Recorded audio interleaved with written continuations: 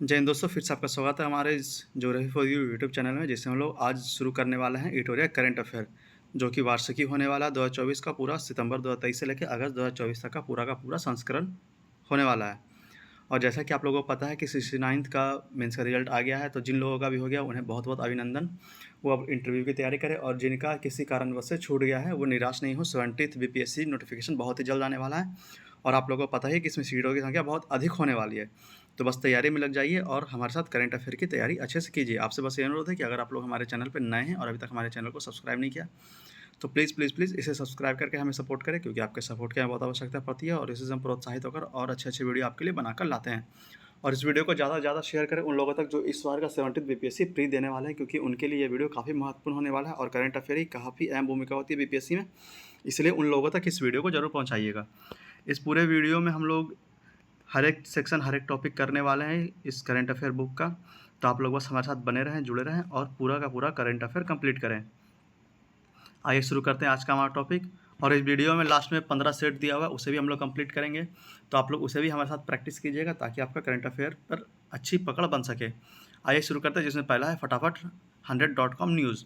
तो इसमें पहला है राष्ट्रीय, और इसी तरह से हम लोग वर्ड टू वर्ड करके पूरा का पूरा बुक कंप्लीट करने वाले। तो आप लोग बस हमारे साथ बने रहें, जुड़े रहें और अपनी करंट अफेयर की तैयारी को और मजबूत करें। शुरू करते हैं। पहला, भारत के चौथे विश्व शिल्प शहर का दर्जा किसे दिया गया? तो श्रीनगर को दिया गया। जयपुर, मल्लेपुरम और मैसूर अन्य 3 भारतीय शिल्प शहर हैं। भारत के चौथे विश्व शिल्प शहर का दर्जा किसे दिया गया? तो श्रीनगर को दिया गया। जयपुर, मल्लेपुर और मैसूर अन्य 3 भारतीय शिल्प शहर हैं। यूनेस्को ने केरल के किस शहर में भारत का पहला सिटी ऑफ लिटरेचर साहित्य शहर घोषित किया? तो यह है कोझिकोड शहर को। यूनेस्को ने केरल के किस शहर को भारत का पहला सिटी ऑफ लिटरेचर साहित्य शहर घोषित किया? तो कोझिकोड को। प्लास्टिक कचरे से सड़क बनाने वाला देश का दूसरा सैन्य स्टेशन कौन बना? तो यह जयपुर। पहला सैन्य स्टेशन है नारंगी, गुवाहाटी, असम में। प्लास्टिक कचरे से सड़क बनाने वाला देश का दूसरा सैन्य स्टेशन कौन बना? तो जयपुर बना। पहला सैन्य स्टेशन है नारंगी, गुवाहाटी, असम में। किस उच्च न्यायालय ने अपनी महिला कर्मचारियों के लिए मासिक धर्म अवकाश नीति लागू किया? तो यह सिक्किम उच्च न्यायालय। किस उच्च न्यायालय ने अपनी महिला कर्मचारियों के लिए मासिक धर्म अवकाश नीति लागू किया? तो सिक्किम उच्च न्यायालय ने। एक ही सत्र में माउंट एवरेस्ट और माउंट लाहौत्से पर 2 बार चढ़ाई करने वाले विश्व के पहले व्यक्ति कौन बने? तो यह सत्यदीप गुप्ता। एक ही सत्र में माउंट एवरेस्ट और माउंट लाहौत्से पर 2 बार चढ़ाई करने वाले विश्व के पहले व्यक्ति कौन बने? तो सत्यदीप गुप्ता। 55 वर्ष की आयु में माउंट एवरेस्ट फतह करने वाली सबसे बुजुर्ग भारतीय महिला कौन बनी? तो यह है ज्योति रात्रे, मध्य प्रदेश की। 55 वर्ष की आयु में माउंट एवरेस्ट फतह करने वाली सबसे बुजुर्ग भारतीय महिला कौन बनी? तो ज्योति रात्रे, मध्य प्रदेश में। देश की सबसे ऊंची सुरंग के रूप में आधिकारिक मान्यता किसे दिया गया? तो सेला सुरंग, अरुणाचल प्रदेश को। देश की सबसे ऊंची सुरंग के रूप में आधिकारिक मान्यता किसे दिया गया? तो सेला सुरंग, अरुणाचल प्रदेश को। भारतीय नौसेना की पहली महिला हेलीकॉप्टर पायलट कौन बनी? तो यह है सब लेफ्टिनेंट अनामिका बी राजीव। भारतीय नौसेना की पहली महिला हेलीकॉप्टर पायलट कौन बनी? तो सब lieutenant Anamika B Rajeev. Data traffic के मामले में दुनिया का सबसे बड़ा मोबाइल ऑपरेटर कौन बना? तो रिलायंस जियो। डेटा ट्रैफिक के मामले में दुनिया का सबसे बड़ा मोबाइल ऑपरेटर कौन बना? तो रिलायंस जियो। अमेरिकी मैगजीन न्यूज़ वीक के कवर पेज पर छपने वाला दूसरा भारतीय प्रधानमंत्री कौन बने? तो यह है नरेंद्र मोदी। अमेरिकी मैगजीन न्यूज़ वीक के कवर पेज पर छपने वाले दूसरे भारतीय प्रधानमंत्री कौन बने? तो नरेंद्र मोदी। भारत का पहला tri service common defence station कहाँ बनाए जाने की घोषणा की गई है? तो मुंबई में। भारत का पहला tri service common defence station कहाँ बनाए जाने की घोषणा की गई है? तो मुंबई में। कार्गो प्रबंधन के मामले में भारत का सबसे बड़ा बंदरगाह कौन बन गया? तो यह है पारादीप, उड़ीसा। कार्गो प्रबंधन के मामले में भारत का सबसे बड़ा बंदरगाह कौन बन गया? तो पारादीप, उड़ीसा। भारत के किस राज्य में 5200 वर्ष पुराने हड़प्पा बस्ती की खोज की गई? तो कच्छ, गुजरात। भारत के किस राज्य में 5200 वर्ष पुराने हड़प्पा बस्ती की खोज की गई? तो कच्छ, गुजरात में। लक्षद्वीप के कावारती द्वीप पर एक शाखा खोलने वाला भारत का पहला निजी बैंक कौन बना? तो यह है HDFC बैंक। लक्षद्वीप के कावारती द्वीप पर शाखा खोलने वाला भारत का पहला निजी बैंक कौन बन गया? तो HDFC बैंक। प्रधानमंत्री जन आरोग्य योजना के तहत 5 करोड़ आयुष्मान कार्ड जारी करने वाला देश का पहला राज्य कौन बना? तो उत्तर प्रदेश। प्रधानमंत्री जन आरोग्य योजना के तहत 5 करोड़ आयुष्मान कार्ड जारी करने वाला देश का पहला राज्य कौन बना? तो उत्तर प्रदेश। किस अस्पताल में भारत का पहला आयुर्वेदिक कैफे सोमा खोला गया? तो यह है महर्षि आयुर्वेद अस्पताल, शालीमार बाग, नई दिल्ली। किस अस्पताल में भारत का पहला आयुर्वेदिक कैफे सोमा खोला गया? तो महर्षि आयुर्वेद अस्पताल, शालीमार बाग, नई दिल्ली में। भारत की पहली तरलीकृत प्राकृतिक गैस एलएनजी संचालित बस का उद्घाटन किस राज्य सरकार ने किया? तो महाराष्ट्र ने। भारत की पहली तरलीकृत प्राकृतिक गैस एलएनजी संचालित बस का उद्घाटन किस राज्य सरकार ने किया? तो महाराष्ट्र ने। किस नगर निगम द्वारा तरल अपशिष्ट जल प्रबंधन के लिए एशिया का पहला प्रमाणित ग्रीन म्युनिसिपल बॉन्ड जारी किया गया? तो बड़ोदरा नगर निगम के द्वारा। किस नगर निगम द्वारा तरल अपशिष्ट जल प्रबंधन के लिए एशिया का पहला प्रमाणित ग्रीन म्युनिसिपल बॉन्ड जारी किया गया? तो बड़ोदरा नगर निगम द्वारा। भारत का पहला सरकारी स्वामित्व वाला ओटीटी प्लेटफॉर्म सीस्पेज किस राज्य ने लॉन्च किया? तो केरल ने। भारत का पहला सरकारी स्वामित्व वाला ओटीटी प्लेटफॉर्म सीस्पेज किस राज्य सरकार ने लॉन्च किया? तो केरल ने। किस राज्य सरकार ने महिला कर्मचारी के लिए 10 दिन की अतिरिक्त आकस्मिक अवकाश की घोषणा की? तो उड़ीसा सरकार ने। किस राज्य सरकार ने महिला कर्मचारियों के लिए 10 दिन की अतिरिक्त आकस्मिक अवकाश की घोषणा की? तो उड़ीसा सरकार ने। भारत की पहली ड्राइवरलेस मेट्रो ट्रेन की शुरुआत कहाँ की जाएगी? तो बेंगलुरु में। भारत की पहली ड्राइवरलेस मेट्रो ट्रेन की शुरुआत कहाँ की जाएगी? तो बेंगलुरु में। भारत की पहली battery energy storage system giga factory कहाँ लॉन्च की जाएगी? तो जम्मू कश्मीर में। भारत की पहली battery energy storage system giga factory कहाँ लॉन्च की जाएगी? तो जम्मू कश्मीर में। चीन में स्थित विश्व बिलियर्ड्स संग्रहालय के द्वारा हॉल ऑफ फेम में किसे शामिल किया गया? तो यह पंकज अडवाणी। चीन में स्थित विश्व बिलियर्ड्स संग्रहालय द्वारा हॉल ऑफ फेम में किसे शामिल किया गया? तो पंकज अडवाणी को। पोर्टल के जरिए बांधों तथा नहरों का पानी का रियल टाइम डेटा आम जनता को प्रदान करने वाला भारत का पहला राज्य बना राजस्थान। पोर्टल के जरिए बांधों तथा नहरों के पानी का रियल टाइम डेटा आम जनता को प्रदान करने वाला भारत का पहला राज्य बना कौन सा? तो राजस्थान। विश्व का पहला ऊ आकार का शिव मंदिर का उद्घाटन कहाँ किया गया? तो राजस्थान के पाली जिले में। विश्व का पहला ऊ आकार के शिव मंदिर का उद्घाटन कहाँ किया गया? तो राजस्थान के पाली जिले में। भारतीय फार्माकोपिया को मंजूरी देने वाला पहला स्पेनिश भाषाई देश कौन बना? तो यह है निकारागुआ। भारतीय फार्माकोपिया को मंजूरी देने वाला पहला स्पेनिश भाषाई देश कौन बना? तो निकारागुआ। मानव पशु संघर्ष को राज्य विशिष्ट आपदा घोषित करने वाला भारत का पहला राज्य कौन बना? तो केरल। मानव पशु संघर्ष को राज्य विशिष्ट आपदा घोषित करने वाला भारत का पहला राज्य कौन बना? तो केरल। मवेशी तस्करी की समस्या का अंकुश लगाने के लिए जम्मू कश्मीर पुलिस ने किस ऑपरेशन को लॉन्च किया? तो ऑपरेशन कामधेनु। मवेशी तस्करी की समस्या का अंकुश लगाने के लिए जम्मू कश्मीर पुलिस ने किस ऑपरेशन को लॉन्च किया? तो operation Kamdhenu. Mission palm oil के तहत भारत के पहले ऑयल पाम प्रोसेसिंग मिल का उद्घाटन कहाँ किया गया? तो rowing Arunachal Pradesh. Mission palm oil के तहत भारत की पहली ऑयल पाम प्रोसेसिंग मिल उद्घाटन कहाँ किया गया? तो रोइंग अरुणाचल प्रदेश में। पर्यटन के लिए कश्मीर में ज़मीन खरीदने वाला भारत का पहला राज्य कौन बना? तो महाराष्ट्र। पर्यटन के लिए कश्मीर में ज़मीन खरीदने वाला भारत का पहला राज्य कौन बना? तो महाराष्ट्र। किस राज्य में श्री कल्की धाम की आधारशिला प्रधानमंत्री नरेंद्र मोदी ने रखी? तो संभल जिला उत्तर प्रदेश। किस राज्य में श्री कल्की धाम की आधारशिला प्रधानमंत्री नरेंद्र मोदी ने रखी? तो संभल जिला उत्तर प्रदेश। भारत का सबसे ऊंचा स्काई डेक का निर्माण कहाँ किया जाएगा? तो बेंगलुरु में। भारत का सबसे ऊंचा स्काई डेक का निर्माण कहाँ किया जाएगा? तो बेंगलुरु में। किस राज्य में भारत का सबसे लंबे केबल ब्रिज सुदर्शन सेतु का उद्घाटन किया गया? तो गुजरात में। किस राज्य में भारत के सबसे लंबे केबल ब्रिज सुदर्शन सेतु का उद्घाटन किया गया? तो गुजरात में।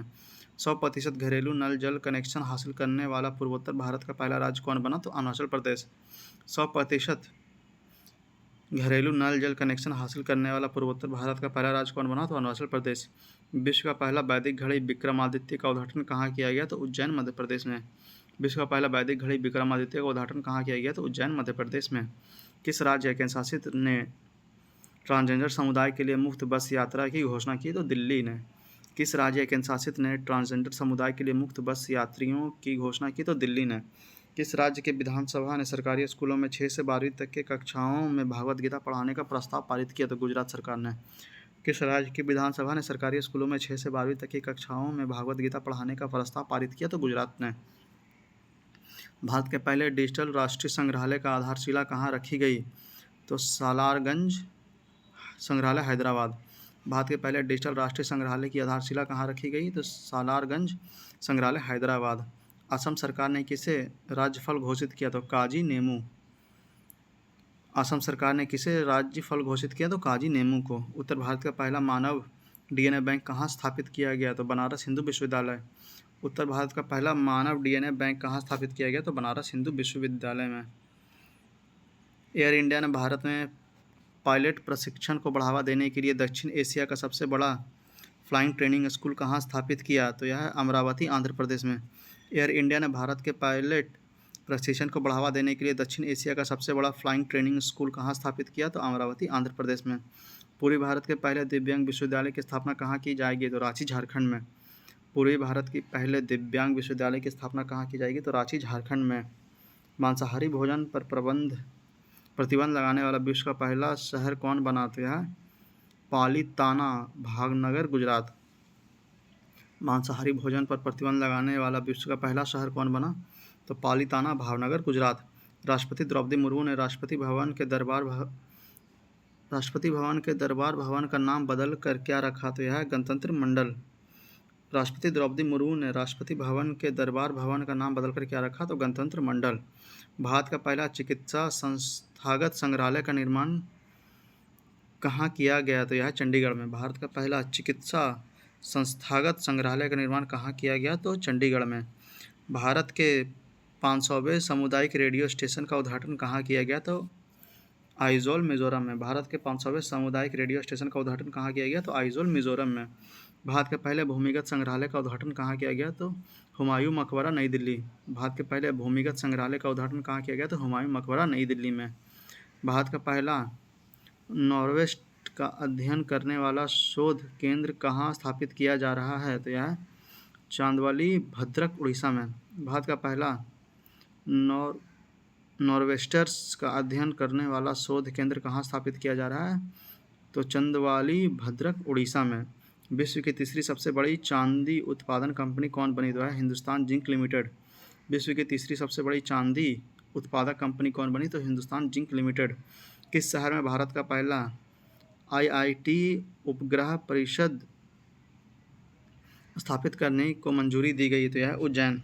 किस शहर में भारत का पहला IIT उपग्रह परिषद स्थापित करने की मंजूरी दी गई? तो उज्जैन में। अब अगला है अंतर्राष्ट्रीय न्यूज़। अंतर्राष्ट्रीय न्यूज़ देखते हैं, आइए शुरू करते हैं। भारत का UPI अपनाने वाला दक्षिण अमेरिका का पहला देश कौन बना? तो पेरू। भारत का UPI अपनाने वाला दक्षिण अमेरिका का पहला देश कौन बना? तो पेरू। टॉमटॉम ट्रैफिक इंडेक्स के अनुसार विश्व का सबसे धीमा शहर कौन है? तो यह है लंदन। टॉमटॉम ट्रैफिक इंडेक्स के अनुसार विश्व का सबसे धीमा शहर कौन है? तो लंदन। खाड़ी देश का पहला हिंदू मंदिर BAPS स्वामी नारायण मंदिर का उद्घाटन प्रधानमंत्री नरेंद्र मोदी ने किया अबू धाबी, UAE में। खाड़ी देश का पहला हिंदू मंदिर BAPS स्वामी नारायण मंदिर का उद्घाटन प्रधानमंत्री नरेंद्र मोदी ने कहाँ किया? तो अबू धाबी, UAE में। समलैंगिक विवाह को मान्यता देने वाला दक्षिण पूर्वी एशिया का पहला देश कौन बना? तो यह थाईलैंड। एशिया में ताइवान और नेपाल पहले से था। समलैंगिक विवाह को मान्यता देने वाला दक्षिण पूर्व एशिया का पहला देश कौन बना? तो थाईलैंड बना। और एशिया में ताइवान और नेपाल पहले से था। अंतर्राष्ट्रीय सौर गठबंधन के पूर्ण सदस्य के रूप में शामिल होने वाला 100वां देश कौन बना? तो यह है पराग्वे। 99वां देश स्पेन था। अंतर्राष्ट्रीय सौर गठबंधन में पूर्ण सदस्य के रूप में शामिल होने वाला 100वां देश बना पराग्वे। 99वां देश स्पेन था। गर्भपात के अधिकार को संविधान में शामिल करने वाला विश्व का पहला देश कौन बना? तो यह है फ्रांस। गर्भपात के अधिकार को संविधान में शामिल करने वाला विश्व का पहला देश कौन बना? तो फ्रांस। किस शहर में विश्व का पहला जेट सूट रेस का आयोजन किया गया? तो दुबई में।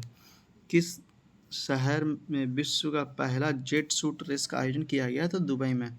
भारत के जन औषधि पहल में शामिल होने वाला विश्व का प्रथम देश है मॉरिशस।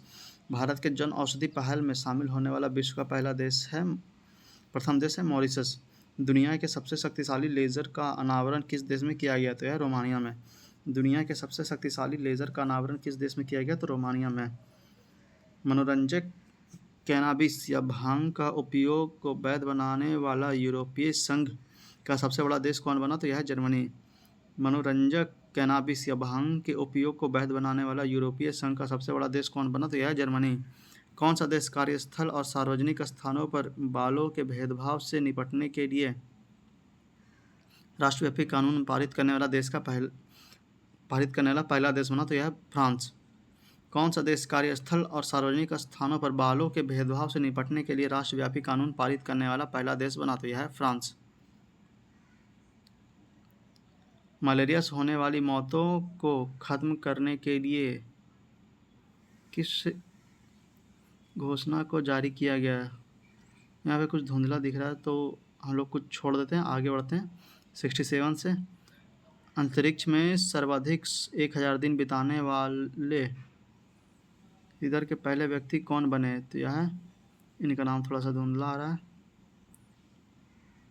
आइए 69 से देखते हैं। दुनिया का सबसे बड़ा हवाई अड्डा किस शहर में विकसित किया जा रहा है? तो यह है दुबई, यूएई में। अगला, किस देश ने अपनी अर्थव्यवस्था को स्थिर करने के लिए के उद्देश्य से ZG नामक नई मुद्रा की शुरुआत की? तो यह जिम्बाब्वे। अगला, विज्ञान एवं प्रौद्योगिकी। यहाँ पे आंसर थोड़ा सा धुंधला आ गया, जिसका जिसका पता चलता है उसका मैं क्वेश्चन पढ़ देता हूँ। जैसे 67 का पता चल रहा है, नासा के मैगेलन मिशन का संबंध किस ग्रह से है? तो यह शुक्र ग्रह। नासा के मैगेलन मिशन का संबंध किस ग्रह से है? तो शुक्र ग्रह। पूरे विश्व में कोरोना वायरस के पहचान के लिए कोविनेट टेस्ट किट किसने लॉन्च किया? तो यह WHO ने। पूरे विश्व में कोरोना वायरस के पहचान के लिए कोविनेट टेस्ट किट किसने लॉन्च किया? तो WHO ने। चंद्रमा के सुदूर हिस्से से नमूना वापस लाने वाला विश्व का पहला अंतरिक्षयान कौन बना? तो यह चांग E6 चीन का। चंद्रमा के सुदूर हिस्से से नमूना वापस लाने वाला विश्व का पहला अंतरिक्षयान कौन बना? तो चाइंग-6 चीन का। अगला, पर्यावरण एवं पारिस्थितिकी। किस कंपनी ने विश्व के पहले CNG बाइक लॉन्च करने की घोषणा की? तो बजाज ऑटो ने। किस कंपनी ने विश्व का पहला CNG बाइक लॉन्च करने की घोषणा की? तो बजाज ऑटो ने। हवा से कार्बन डाइऑक्साइड खोजने वाला विश्व का पहला बड़ा प्लांट मैमथ को किस देश ने लॉन्च किया? तो यह आइसलैंड ने।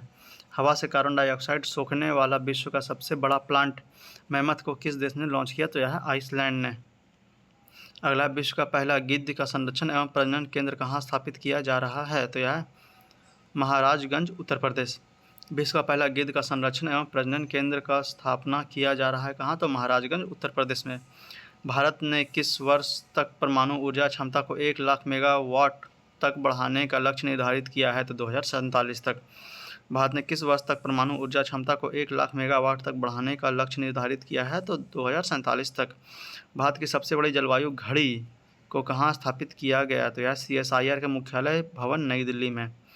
भारत की सबसे बड़ी जलवायु घड़ी को कहाँ स्थापित किया गया है? तो CSIR का मुख्यालय भवन, नई दिल्ली में।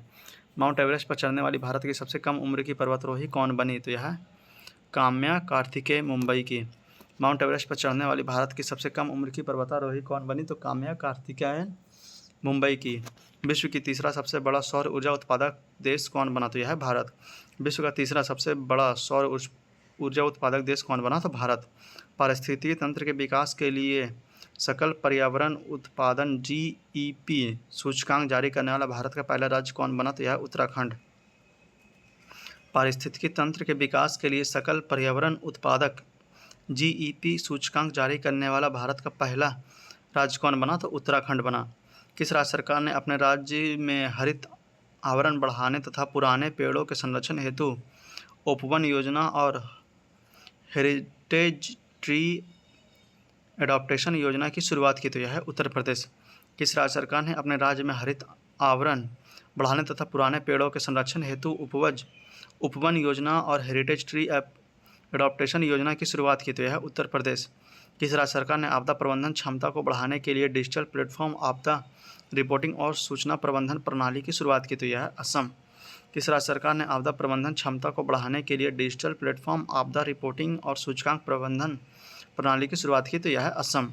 और अगला सेक्शन है खेलकूद। आइए देखते हैं। पेरिस ओलंपिक 2024 के लिए मशाल वाहक किसे चुना गया? तो यह अभिनव बिंद्रा। पेरिस ओलंपिक 2024 के लिए मशाल वाहक किसे चुना गया? तो अभिनव बिंद्रा। ऑनलाइन गेमिंग के प्रतिकूल प्रभाव को कम करने के लिए किस राज्य सरकार ने डिजिटल डिटॉक्स पहल की शुरुआत की? तो यह है कर्नाटक। ऑनलाइन गेमिंग के प्रतिकूल प्रभाव को कम करने के लिए किस राज्य सरकार ने डिजिटल डिटॉक्स पहल की शुरुआत की? तो कर्नाटक। वह शतरंज खिलाड़ी जो भारत के 85वें ग्रैंड मास्टर बने? तो यह पी श्याम निखिल। वह शतरंज खिलाड़ी जो भारत के 85वें ग्रैंड मास्टर बने? तो P Shyam Nikhil. Paris Olympic ने भारतीय दल के शेफ डी मिशन के लिए किसे चुना? तो यह है गगन नारंग।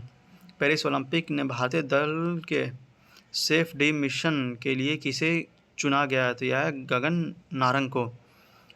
स्वप्निम कुसाले ने किस खेल में पेरिस ओलंपिक में कांस्य पदक जीता था? 50 meter rifle 3 position. Swapnil Kusale ने किस खेल में पेरिस ओलंपिक में कांस्य पदक जीता था? 50 मीटर राइफल 3 पोजीशन में। अमन सहरावत ने किस खेल में पेरिस ओलंपिक में कांस्य पदक जीता? तो यह 57 किलोग्राम फ्री स्टाइल कुश्ती में। अमन सहरावत ने किस खेल में पेरिस ओलंपिक में कांस्य पदक जीता? तो 57 किलोग्राम फ्री स्टाइल कुश्ती में। पेरिस ओलंपिक में विनेश फोगाट कुश्ती में कितने किलोग्राम भार वर्ग में फाइनल में पहुंची थी? तो 50 किलोग्राम में। पेरिस ओलंपिक में विनेश फोगाट कुश्ती में कितने किलोग्राम भार वर्ग में पहुंची थी? तो 50 किलोग्राम में। चर्चा में रहे धीरज बोमदेवरा किस खेल से संबंधित है? तो यह है तीरंदाजी। चर्चा में रहे धीरज बोमदेवरा किस खेल से संबंधित है? तो तीरंदाजी से। पेरिस ओलंपिक के पदक तालिका में शीर्ष स्थान किसने हासिल किया? तो यह है अमेरिका। पेरिस ओलंपिक के पदक तालिका में शीर्ष स्थान किसने हासिल किया? तो अमेरिका ने। पेरिस ओलंपिक के पदक तालिका में भारत का स्थान क्या रहा? तो यह 71वां। पेरिस ओलंपिक के पदक तालिका में भारत का स्थान क्या रहा? तो 71वां। अगला चैप्टर हमारा है 2023-24 में आयोजित किए गए राष्ट्रीय महोत्सव। तो कौन सा महोत्सव किस राज्य में आयोजित किया गया? आइए देखते हैं। तो बेहदीन खलम महोत्सव जुलाई 2024 में मेघालय में आयोजित किया गया। बेहदीन खलम महोत्सव जुलाई 2024 मेघालय। खरजी पूजा महोत्सव जुलाई 2024 त्रिपुरा। खरजी पूजा महोत्सव जुलाई 2024 त्रिपुरा। हेमिस फेस्टिवल जून 2024 लद्दाख। हेमिस फेस्टिवल जून 2024 लद्दाख। अम्बुबाची मेला जून 2024 गुवाहाटी असम। अम्बुबाची मेला जून 2024 गुवाहाटी असम। बैकासी विकासम महोत्सव मई 2024 तमिलनाडु। बैकासी विकासम महोत्सव मई 2024 तमिलनाडु। सागा दावा त्यौहार मई 2024 सिक्किम। सागा दावा त्यौहार मई 2024 सिक्किम। चिथिराई महोत्सव मई 2024 मीनाक्षी मंदिर। चिथिराई महोत्सव मई 2024 मीनाक्षी मंदिर। खुबानी फूल महोत्सव अप्रैल 2024 लद्दाख। खुबानी फूल महोत्सव अप्रैल 2024 लद्दाख। योग महोत्सव अंतर्राष्ट्रीय योग दिवस के 75वें दिन पूर्व अप्रैल 2024 पुणे। योग महोत्सव अंतर्राष्ट्रीय योग दिवस के 75 दिन पूर्व अप्रैल 2024 पुणे में। लोंगटे महोत्सव अप्रैल 2024 अरुणाचल प्रदेश। लोंगटे महोत्सव अप्रैल 2024 अरुणाचल प्रदेश। त्रिशूरपुरम महोत्सव अप्रैल 2024 केरल। त्रिशूरपुरम महोत्सव अप्रैल 2024 केरल।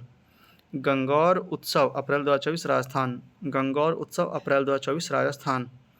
फूलदेई महोत्सव मार्च 2024 उत्तराखंड। फूलदेई महोत्सव मार्च 2024 उत्तराखंड। वैश्विक आध्यात्मिकता महोत्सव मार्च 2024 हैदराबाद तेलंगाना। वैश्विक आध्यात्मिकता महोत्सव मार्च 2024 हैदराबाद तेलंगाना। अंतर्राष्ट्रीय गीता महोत्सव मार्च 2024 कोलंबो श्रीलंका। अंतर्राष्ट्रीय गीता महोत्सव मार्च 2024 कोलंबो श्रीलंका। एलोरा अजंता महोत्सव मार्च 2024 महाराष्ट्र। एलोरा अजंता महोत्सव मार्च 2024 महाराष्ट्र। डोल यात्रा मार्च 2024 पश्चिम बंगाल। डोल यात्रा मार्च 2024 पश्चिम बंगाल। 50वां खजुराहो नृत्य महोत्सव फरवरी 2024 मध्य प्रदेश। 50वां खजुराहो नृत्य महोत्सव फरवरी 2024 मध्य प्रदेश। 11वां अंतर्राष्ट्रीय कठपुतली महोत्सव फरवरी 2024 चंडीगढ़। 11वां अंतर्राष्ट्रीय कठपुतली महोत्सव फरवरी 2024 चंडीगढ़। केरल महोत्सव फरवरी 2024 बुरहानपुर मध्य प्रदेश। केला महोत्सव फरवरी 2024 बुरहानपुर मध्य प्रदेश। चापाचार कूट महोत्सव फरवरी 2024 मिजोरम। चापाचार कूट महोत्सव फरवरी 2024 मिजोरम। सूरजकुंड शिल्प मेला 37वां संस्करण फरवरी 2024 फरीदाबाद हरियाणा। सूरजकुंड शिल्प मेला 37वां संस्करण फरवरी 2024 फरीदाबाद हरियाणा। पक्के पाग हॉर्नबिल महोत्सव जनवरी 2024 अरुणाचल प्रदेश। पक्के पाग हॉर्नबिल महोत्सव जनवरी 2024 अरुणाचल प्रदेश। काला घोड़ा कला महोत्सव जनवरी 2024 मुंबई। काला घोड़ा कला महोत्सव जनवरी 2024 मुंबई। अंतर्राष्ट्रीय ऊँट महोत्सव जनवरी 2024 बीकानेर राजस्थान। अंतर्राष्ट्रीय ऊँट महोत्सव जनवरी 2024 बीकानेर राजस्थान। राष्ट्रीय युवा महोत्सव 27वां संस्करण जनवरी 2024 नासिक महाराष्ट्र। राष्ट्रीय युवा महोत्सव 27वां संस्करण जनवरी 2024 नासिक महाराष्ट्र। चंदोबी महोत्सव जनवरी 2024 असम। चंदोबी महोत्सव जनवरी 2024 असम। गंगा सागर मेला जनवरी 2024 पश्चिम बंगाल। गंगा सागर मेला जनवरी 2024 पश्चिम बंगाल। रुसोमा ऑरेंज फेस्टिवल जनवरी 2024 नागालैंड। रुसोमा ऑरेंज फेस्टिवल जनवरी 2024 नागालैंड। हिम महोत्सव दिसंबर 2024 नई दिल्ली। हिम महोत्सव दिसंबर 2024 नई दिल्ली। 12वां दिव्यांग कला मेला दिसंबर 2023 सूरत गुजरात। 12वां दिव्यांग कला मेला दिसंबर 2023 सूरत गुजरात। अंतर्राष्ट्रीय गीता महोत्सव दिसंबर 2023 कुरुक्षेत्र हरियाणा। अंतर्राष्ट्रीय गीता महोत्सव दिसंबर 2024 कुरुक्षेत्र हरियाणा। 5वां वैश्विक आयुर्वेद महोत्सव दिसंबर 2023 तिरुवनंतपुरम केरल। 5वां वैश्विक वैदिक आयुर्वेद महोत्सव दिसंबर 2023 तिरुवनंतपुरम केरल। हॉर्नबिल फेस्टिवल दिसंबर 2023 नागालैंड। हॉर्नबिल फेस्टिवल दिसंबर 2023 नागालैंड। गंगा उत्सव 7वां संस्करण नवंबर 2023 नई दिल्ली। गंगा उत्सव 7वां संस्करण नई दिल्ली नवंबर 2023। 42वां अंतर्राष्ट्रीय व्यापार मेला नवंबर 2023 नई दिल्ली। 42वां अंतर्राष्ट्रीय व्यापार मेला नवंबर 2023 नई दिल्ली। 9वां भारतीय अंतर्राष्ट्रीय विज्ञान महोत्सव नवंबर 2023 फरीदाबाद हरियाणा। 9वां भारतीय अंतर्राष्ट्रीय विज्ञान महोत्सव नवंबर 2023 फरीदाबाद हरियाणा। आसियान भारत बाजरा महोत्सव नवंबर 2023 जकार्ता। आसियान भारत बाजरा महोत्सव नवंबर 2023 जकार्ता। कंबाला महोत्सव नवंबर 2023 बेंगलुरु कर्नाटक। कंबाला महोत्सव नवंबर 2023 बेंगलुरु कर्नाटक। बाली यात्रा मेला नवंबर 2023 कटक उड़ीसा। बाली यात्रा मेला नवंबर 2023 कटक उड़ीसा।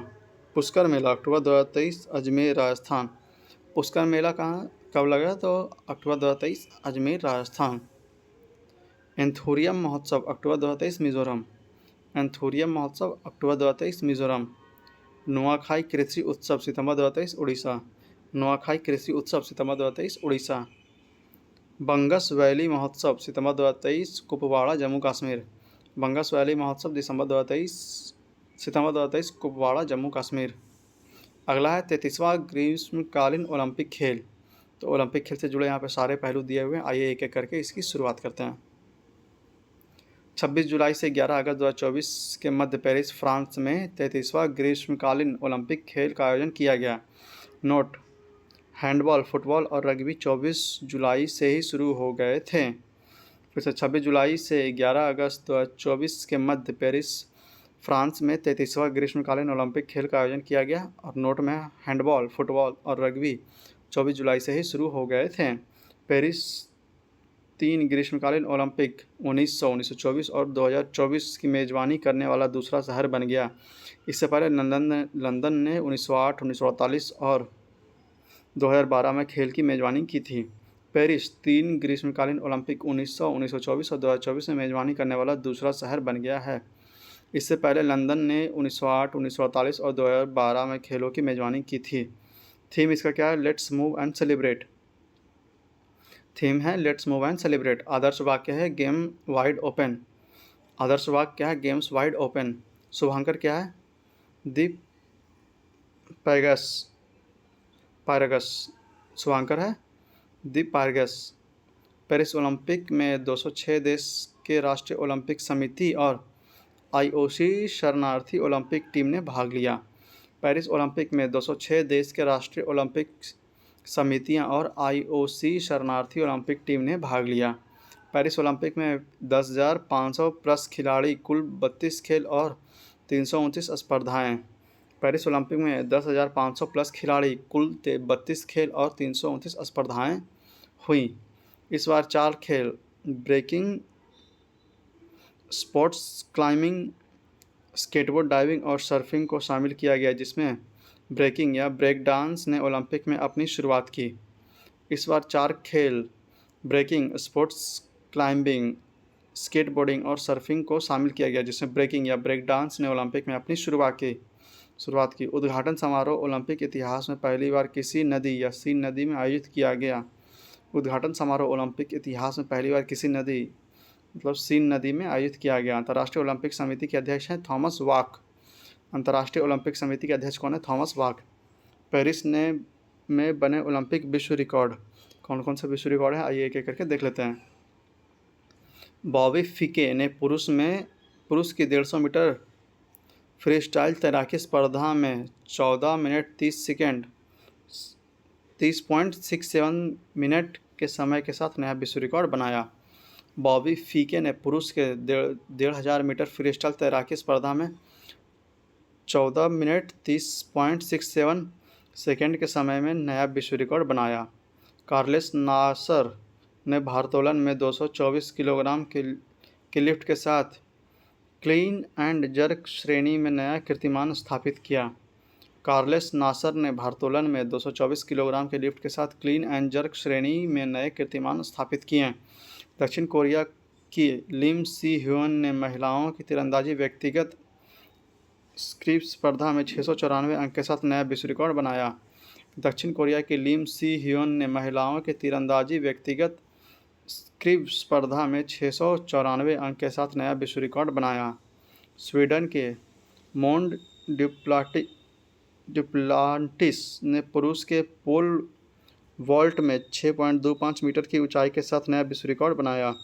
स्वीडन के मोंड ड्युप्लांटिस ने पुरुषों की पोल वॉल्ट में 6.25 मीटर की ऊंचाई के साथ नया विश्व रिकॉर्ड बनाया। यूएसए के नोआ लाइस ने पुरुषों की 100 मीटर फाइनल में 9.79 सेकेंड के समय के साथ ओलंपिक रिकॉर्ड की बराबरी की। यूएसए के नोआ लाइस ने पुरुषों की 100 मीटर फाइनल में 9.79 सेकेंड के समय के साथ ओलंपिक रिकॉर्ड की बराबरी की। पाकिस्तान के अरशद नदीम ने भाला फेंक में 92.97 मीटर की दूरी फेंककर नॉर्वे के एंडियास थोरकिंडन के 90.57 मीटर के ओलंपिक रिकॉर्ड को तोड़ा। पाकिस्तान के अरशद नदीम ने भाला फेंक में 92.97 मीटर की दूरी फेंककर नॉर्वे के एंडियास थोरकिल्सन के 90.57 मीटर के ओलंपिक रिकॉर्ड को तोड़ा। 5 राष्ट्रीय ओलंपिक समितियों ने ओलंपिक इतिहास में अपना पहला पदक जीता। यह Dominic, Saint Lucia, Albania, कार्बो Verde और शरणार्थी ओलंपिक टीम। 5 राष्ट्रीय ओलंपिक समितियों ने ओलंपिक इतिहास में अपना पहला पदक जीता। ये हैं डोमिनिक, सेंट लूसिया, अल्बानिया, काबो वर्डे और शरणार्थी ओलंपिक टीम। ब्रेकिंग या ब्रेक डांस के उद्घाटन खेल में कनाडा के फिल ब्रिजार्ड या बी बॉय और जापान के अमी यूसा बी गर्ल अमी ने क्रमशः पुरुष और महिला वर्ग में स्वर्ण पदक जीता। ब्रेकिंग या ब्रेक डांस के उद्घाटन खेल में कनाडा के फिल ब्रिजार्ड या बी बॉय और जापान के अमी यूसा बी गर्ल अमी ने क्रमशः पुरुष और महिला वर्ग में स्वर्ण पदक जीता। सर्बिया टेनिस खिलाड़ी नोवाक जोकोविच ने कार्लेस अल्कराज को हराकर पेरिस ओलंपिक 2024 में अपना पहला ओलंपिक स्वर्ण पदक जीता। सर्बिया टेनिस खिलाड़ी नोवाक जोकोविच ने कार्लेस अल्कराज को हराकर पेरिस ओलंपिक 2024 में अपना पहला ओलंपिक स्वर्ण पदक जीता। 11 वर्ष और 11 महीने के स्केटबोर्डर झेंग हाओ चीन भाग लेने वाले सबसे कम उम्र के ओलंपियन हैं। 11 वर्ष और 11 महीने के स्केटबोर्डर झोंग हाओ चीन भाग लेने वाले सबसे कम उम्र के ओलंपियन हैं। घुड़सवारी में स्पेन के 65 वर्षीय जुआन एंटोनियो जिमेनेज कोबो भाग लेने वाले सबसे उम्रदराज ओलंपियन थे। घुड़सवारी में स्पेन के 65 वर्षीय जुआन एंटोनियो जिमेनेज कोबो भाग लेने वाले सबसे उम्रदराज ओलंपियन थे। पेरिस ओलंपिक में भारत का प्रदर्शन क्या रहा, आइए देखते हैं। उद्घाटन समारोह के ध्वजवाहक थे पीवी सिंधु और शरत कमल। उद्घाटन समारोह के ध्वजवाहक कौन थे? तो पीवी सिंधु और शरत कमल। समापन समारोह के ध्वजवाहक थे मनु भाकर, पीआर श्रीजेश। समापन समारोह के ध्वजवाहक हैं मनु भाकर और पीआर श्रीजेश। उद्घाटन समारोह में भारत कॉल शीट पर 84वें और समापन समारोह में 85वें स्थान पर रहा। उद्घाटन समारोह में भारत कॉल शीट पर 84वें और समापन समारोह में 85वें स्थान पर रहा। अभिनव बिंद्रा पेरिस ओलंपिक 2024 खेल रिले में भारत की तरफ से मशाल वाहक रहे। उन्हें आईओसी से प्रतिष्ठित ओलंपिक ऑर्डर पुरस्कार भी मिला। इसके पूर्व भारतीय प्रधानमंत्री इंदिरा गांधी को यह ऑर्डर मिला था। Abhinav Bindra Paris Olympic 2024 relay में भारत की तरफ से मशाल वाहक रहे। उन्हें आईओसी के प्रतिष्ठित ओलंपिक ऑर्डर पुरस्कार भी मिला। इससे पूर्व भारतीय प्रधानमंत्री इंदिरा गांधी को यह ऑर्डर मिला था। गगन नारंग को भारत का शेफ डी मिशन नियुक्त किया गया। गगन नारंग को भारत का शेफ डी मिशन नियुक्त किया गया। पेरिस ओलंपिक के लिए भारत के हैशटैग थे क्या? Cheer for Bharat. Paris Olympic के लिए भारत का हैशटैग था चीयर फॉर भारत। भारतीय दल में 117 एथलीट थे जिसमें 70 पुरुष और 47 महिला शामिल थी। भारत ने 69 स्पर्धाओं में 16 खेलों में भाग लिया। भारत दल में 117 एथलीट थे जिसमें 70 पुरुष और 47 महिला शामिल थे। भारत ने 69 स्पर्धाओं में 16 खेल में भाग लिया। पेरिस ओलंपिक में पदक विजेता भारतीय खिलाड़ी की सूची। तो नीरज चोपड़ा हरियाणा, पुरुष की भाला फेंक रजत पदक। फिर अगला मनु भाकर हरियाणा, महिला की 10 मीटर एयर पिस्टल कांस्य पदक। अगला है मनु भाकर सरबजीत सिंह हरियाणा, मिश्रित टीम 10 मीटर एयर पिस्टल कांस्य पदक। अगला है स्वप्निल कुशाले महाराष्ट्र, पुरुष की 50 मीटर राइफल पोजीशनिंग कांस्य पदक। अगला है पुरुष hockey team India, hockey team कांस्य पदक। अगला है अमन सहरावत हरियाणा, कुश्ती पुरुष फ्रीस्टाइल 57 किलोग्राम वर्ग कांस्य पदक। फिर से देखते हैं नीरज चोपड़ा हरियाणा, पुरुषों की भाला फेंक रजत पदक। फिर अगला मनु भाकर हरियाणा, महिलाओं की 10 मीटर एयर पिस्टल कांस्य पदक। अगला मनु भाकर और सरबजीत कौर हरियाणा, मिश्रित टीम 10 मीटर एयर पिस्टल कांस्य पदक। अगला है स्वप्निल कुशाले महाराष्ट्र, पुरुषों की 50 मीटर राइफल 3 पोजीशनिंग कांस्य पदक। अगला पुरुष हॉकी टीम इंडिया, हॉकी कांस्य पदक। अगला है अमन सहरावत हरियाणा, कुश्ती पुरुष फ्रीस्टाइल 57 किलोग्राम कांस्य पदक। मनु भाकर ने 2024 ओलंपिक में भारत के लिए पहला पदक जीती। मनु भाकर ने 2024 ओलंपिक में भारत के लिए पहला पदक जीती। अगला मनु भाकर ओलंपिक निशानेबाजी में पदक जीतने वाली पहली भारतीय महिला बनी। साथ ही स्वतंत्र भारत में ओलंपिक में एक ही संस्करण में 2 पदक जीतने वाली पहली भारतीय बनी। भारत के ओलंपिक इतिहास में 2 मेडल जीतने वाले खिलाड़ी सुशील कुमार, नीरज चोपड़ा, पीवी सिंधु और मनु भाकर चौथे भारतीय बने। फिर से मनु भाकर ओलंपिक निशानेबाजी में पदक जीतने वाली पहली भारतीय महिला बनी। साथ ही स्वतंत्र भारत में ओलंपिक में एक ही संस्करण में 2 पदक जीतने वाली पहली भारतीय बनी। भारत के ओलंपिक इतिहास में 2 मेडल जीतने वाली खिलाड़ी सुशील कुमार, नीरज चोपड़ा, पीवी सिंधु और मनु भाकर चौथे भारतीय बने।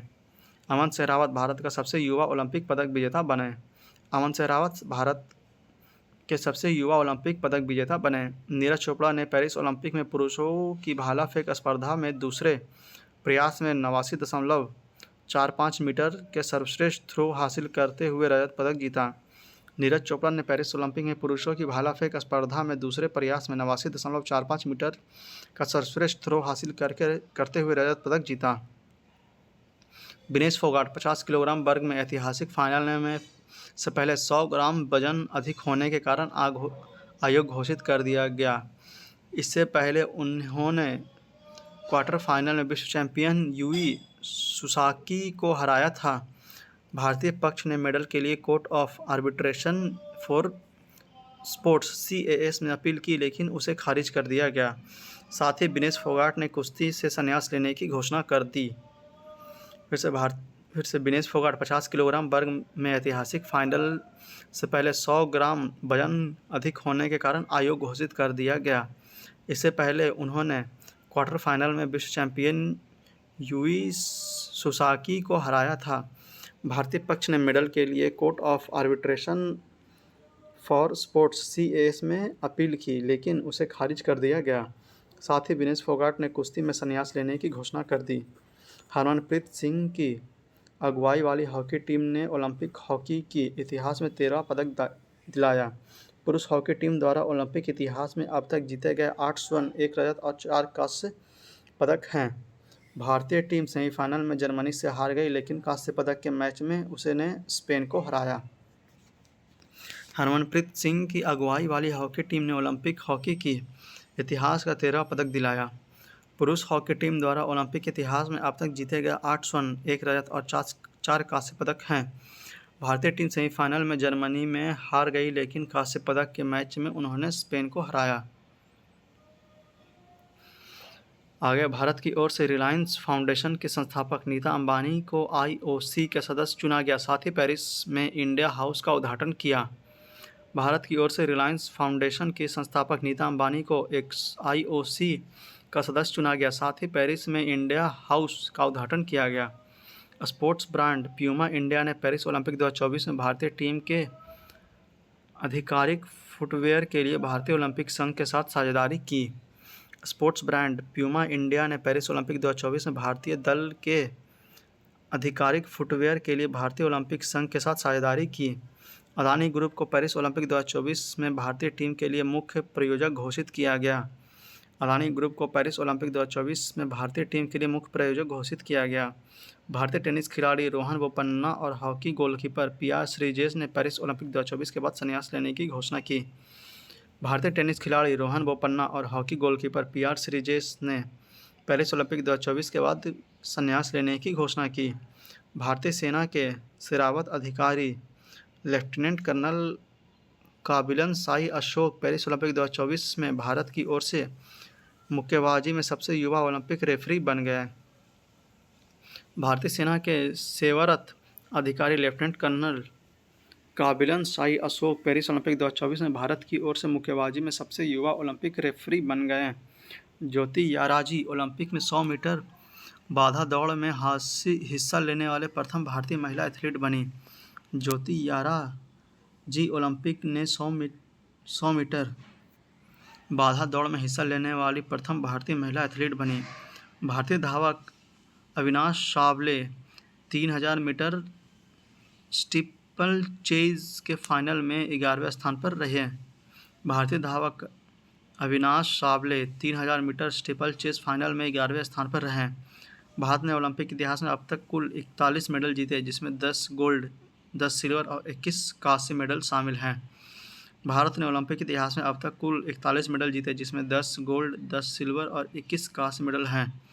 पेरिस ओलंपिक पदक तालिका पहले स्थान पर रहा अमेरिका 40 स्वर्ण, 44 रजत और 42 कांस्य के साथ कुल 126 पदक।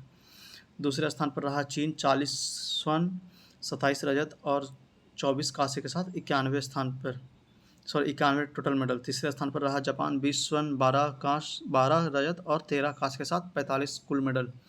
चौथे स्थान पर ऑस्ट्रेलिया 18 स्वर्ण, 19 रजत और 16 कांस्य के साथ 53 मेडल। फ्रांस रहा 5वें स्थान पर 16 स्वर्ण, 26 रजत और 22 कांस्य के साथ 64 टोटल मेडल। 62वें स्थान पर रहा पाकिस्तान 1 स्वर्ण के साथ और 71वें स्थान पर रहा भारत 1 रजत और 5 कांस्य के साथ टोटल 6 मेडल। नोट में क्या है तो डोमिनिका और पाकिस्तान ने 1-1 स्वर्ण जीता, लेकिन वर्णमाला व्यवस्था के कारण डोमिनिका को 61वां स्थान दिया गया जबकि पाकिस्तान को 62वां स्थान दिया गया। डोमिनिका और पाकिस्तान ने 1-1 स्वर्ण जीता, लेकिन वर्णमाला मतलब डी पहले आ गया और पी बाद में आया, इस कारण से डोमिनिका को 61वां स्थान दिया गया जबकि पाकिस्तान को 62वां स्थान दिया गया। चौथे स्थान पर आने वाले एथलीट अर्जुन बबूता 10 मीटर पुरुष एयर राइफल फाइनल में पहला। दूसरा है मनु भाकर महिला की 25 मीटर पिस्टल स्पर्धा में। तीसरा है मीराबाई चानू 199 kg वजन उठाकर चौथे पोजीशन पर रही।